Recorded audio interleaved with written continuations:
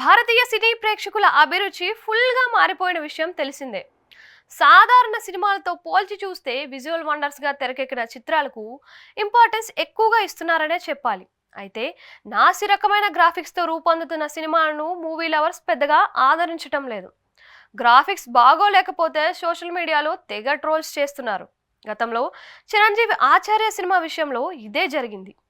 Megastar young look ను డీఏజింగ్ technology సాయంతో director కొడటాల Shiva create చేశారు. రిలీజ్ అయిన రోజు నుంచి చిరు లుక్ మీద ఫుల్ ట్రోల్స్ వచ్చాయి.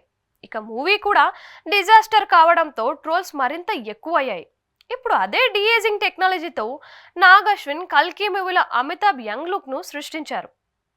ఇటీవల బాలీవుడ్ దిగ్గజం అమితాబ్ బచ్చన్ అశ్వత్థామ పాత్రకు సంబంధించిన గ్లిమ్స్ ను కల్కి మేకర్స్ రిలీజ్ చేసిన విషయం తెలిసిందే.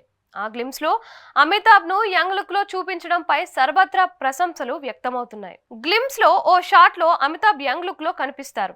ఆ లుక్ లో అచ్చం అమితాబ్ యువకుడిగా ఉన్నప్పుడు ఎలా ఉన్నారో సేమ్ టు సేమ్ అలాగే కనిపిస్తున్నారంట.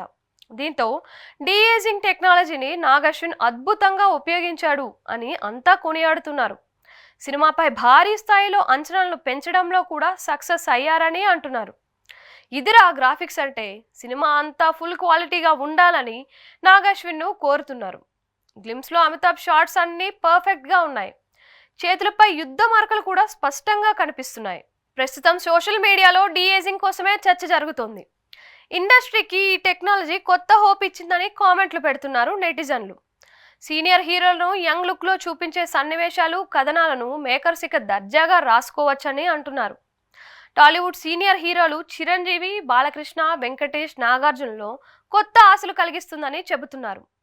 60 ఏళ్లు పైబడిన వారు ఎలాంటి పాత్ర అయినా అలవోకగా చేయగలరని, ఇప్పుడు డీఏజింగ్ టెక్నాలజీతో దూసుకుపోతారని అంటున్నారు. మరి ఈ టెక్నాలజీ ఫ్యూచర్లో ఎలాంటి సంచలనాలు సృష్టిస్తుందో వేచి చూడాల్సిందే.